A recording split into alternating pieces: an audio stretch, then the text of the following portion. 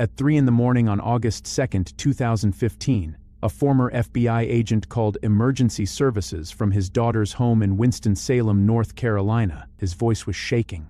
He said there had been a violent altercation between his daughter and her husband. He said the husband was bloodied. He said he feared he might have killed him. When first responders arrived at the house, they found Jason Corbett, a 39-year-old Irish father of 2, beaten to death in his bedroom. The blood had spattered the walls, the floor, and the ceiling.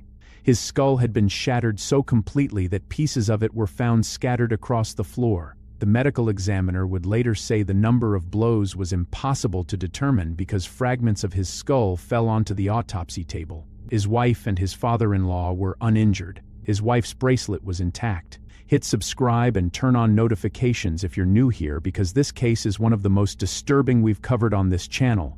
And the testimony that finally clarified what had happened in that house came from the 2 people who had lived through it since childhood, Jason's own children. Let's go back to the beginning. Jason Corbett was born February 12, 1976, in Limerick, Ireland.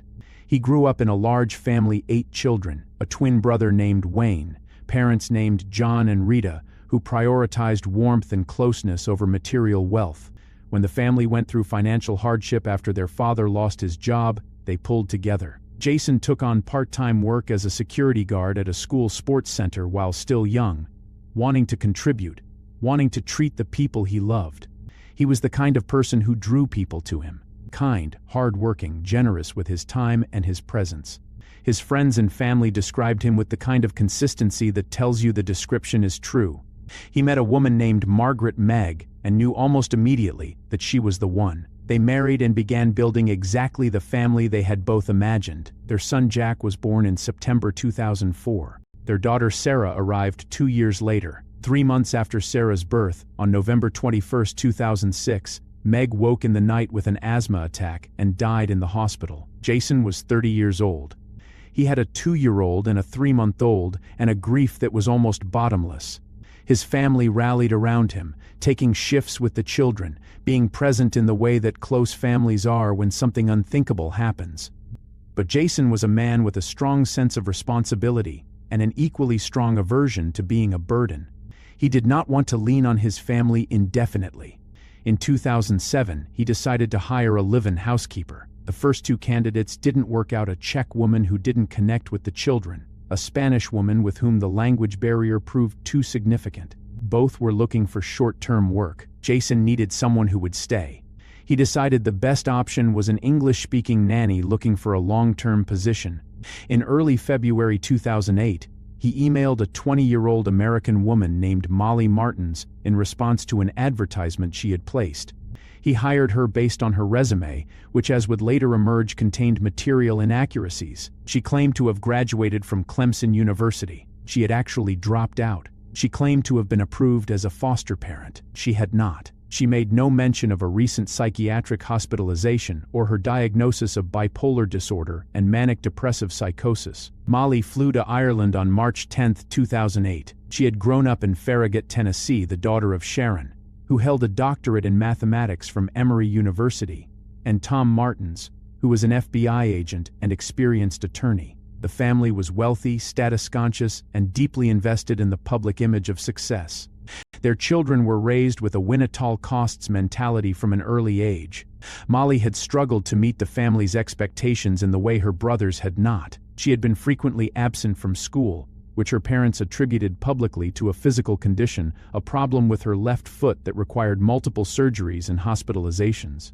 In reality, according to those who knew the family well, the absences were related to her mental health, not her foot.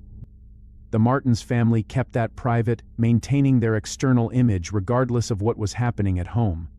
Her history before Ireland included a relationship with a man named Keith Magan, with whom she had lived for several months. She had told him about her bipolar disorder. It was during their relationship that a severe staph infection had interfered with her psychiatric medication, causing a significant deterioration that required her to take 16 prescribed pills daily plus additional doses as needed. She had miscarried a pregnancy during this period. She had been admitted to a psychiatric unit in Atlanta in February 2008. A few days after her discharge, she told Keith she was going to work as a nanny in Europe and soon would not be coming back. She arrived in Limerick. Jack and Sarah took to her quickly. Jason watched his household stabilize and felt something he had not felt since Meg died: relief. Over time, the professional relationship evolved into something personal. Jason and Molly began dating. They became engaged in 2010. In 2011, at Molly's request, they relocated to North Carolina. She wanted to return to the United States, and Jason, knowing the children had become deeply attached to her, agreed and sold his home in Ireland.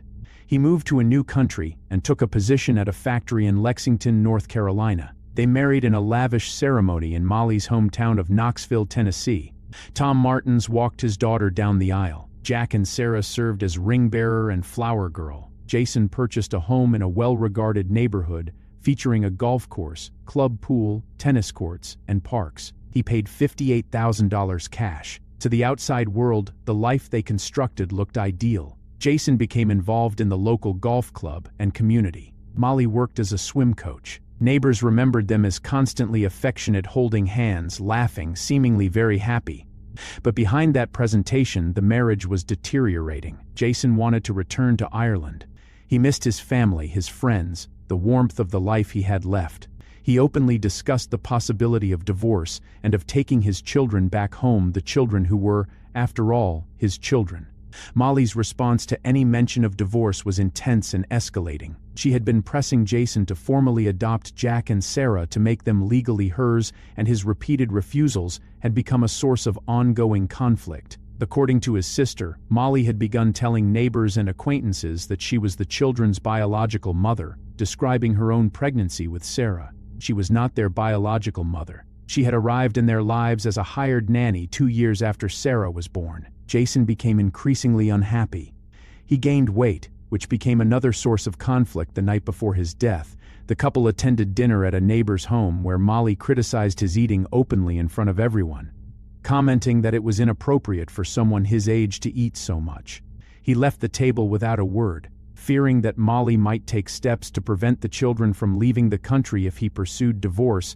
Jason hid Jack and Sarah's passports. On August 1, 2015, Molly's parents Tom and Sharon arrived at the North Carolina home for a visit. They had brought gifts for the children: an aluminum baseball bat for Jack and a tennis racket for Sarah. Because they arrived late in the evening, they decided to give the gifts to the children the next morning. Tom and Sharon went to the basement guest bedroom. Jason and Molly went to their first-floor bedroom. The children were upstairs.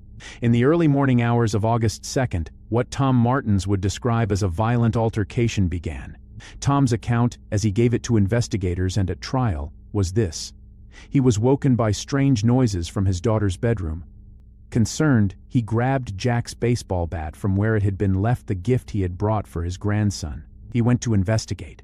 When he entered the bedroom, he said he found Jason strangling Molly. He said Jason, seeing him, dragged Molly toward the bathroom, threatening to kill her. Tom said he begged Jason to stop, and when Jason didn't, he struck him with the bat. He said the first blow wasn't sufficient to make Jason release Molly. He said he continued hitting him. He said Jason eventually released Molly and tried to take the bat. He said during the struggle Jason knocked him to the ground. He said Molly then grabbed a brick from the bedside table, a brick she had reportedly been planning to paint with the children, and struck Jason with it. He said they continued until Jason no longer posed a threat. Tom then called emergency services. He said, in a shaking voice, that there had been a fight between his daughter and her husband, that the husband was bloodied, and that he feared he might have killed him. When first responders arrived, they found a scene that did not look like the aftermath of a defensive struggle by two people fighting for their lives. Jason Corbett was dead. His skull had been fractured into fragments. Blood was on the walls, the floor, the ceiling, and the furniture throughout the bedroom. Tom Martins and Molly Corbett were uninjured. Their clothing was intact. Molly's bracelet, a delicate piece of jewelry that could reasonably be expected not to survive a violent physical struggle, was unbroken. Officers also noted that Jason's body appeared to have been cooling for some time before the emergency call was made. The blood on the brick had begun to dry. The gap between what had happened and when the call was placed appeared to be significant. A blood spatter expert called by the prosecution would later testify at trial that the texture and pattern of blood evidence did not correspond to a self-defense scenario. The analysis indicated the attack had begun while Jason was in the process of standing up. He had not been in a position of aggression when the first blow landed. He was face down and defenseless when he was struck repeatedly. The prosecution asked the obvious question, why was there a brick on the bedside table? Molly said she had been thinking about painting it with the children and had left it there to look at it before bed, considering what design she might use. Molly's defense at trial leaned heavily on allegations of abuse. She claimed she had endured years of physical and emotional abuse from Jason and had placed recording devices throughout the house to document it for a custody battle she was planning. She provided recordings to detectives. The prosecution's experts reviewed those recordings. While they showed Jason losing his temper and demonstrating a difficult personality at times, they contained no evidence of physical violence. The toxicology report produced a finding that Jason's family found significant. Traces of a psychiatric medication prescribed to Molly were found in Jason's blood. The implication was not subtle that someone had been introducing Molly's psychiatric medication into Jason's food or drink, which would account for the mood instability and behavioral changes his family doctor and others had observed in him in the period before his death. Jason's family, who had known him for his entire life as a calm, kind, deeply loving father, rejected the portrait being painted of him at trial. They insisted the account was fabricated and that Molly had been deliberately creating documentation of instability in a man she was medicating without his knowledge. In 2017, Molly Corbett and Tom Martins were convicted of second-degree murder. Each was sentenced to between 20 and 25 years in prison. They appealed. In 2021, the North Carolina Supreme Court overturned the convictions and ordered a new trial. Both were released on bail of $100,000. In October 2023, rather than face a new trial, Molly Corbett and Tom Martins entered plea agreements for involuntary manslaughter. At the November 2023 sentencing hearing, the court heard from Jason Corbett's children, who were now adults, living in Ireland with their Aunt Tracy, Jason's sister, who had taken them in after their father's death. Sarah Corbett was 17, Jack Corbett was 19.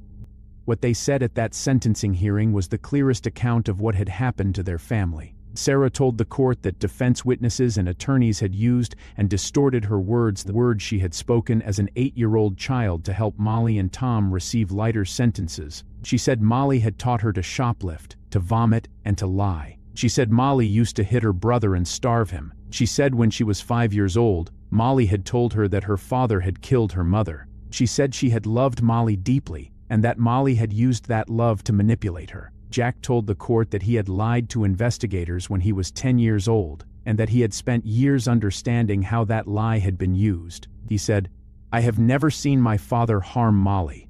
He was a loving and honorable man, and they went to great lengths to tarnish his reputation." He said that while his friends were at parties, he was in therapy, trying to accept that his words as a child had been used to help the people who murdered his father avoid accountability. Both of them asked Judge Hall to sentence Molly and Tom to the maximum available 25 years. The plea agreement prevented that. Molly Corbett and Tom Martins were each sentenced to a minimum of 4 years and a maximum of 6 years, with credit for the 44 months they had already served.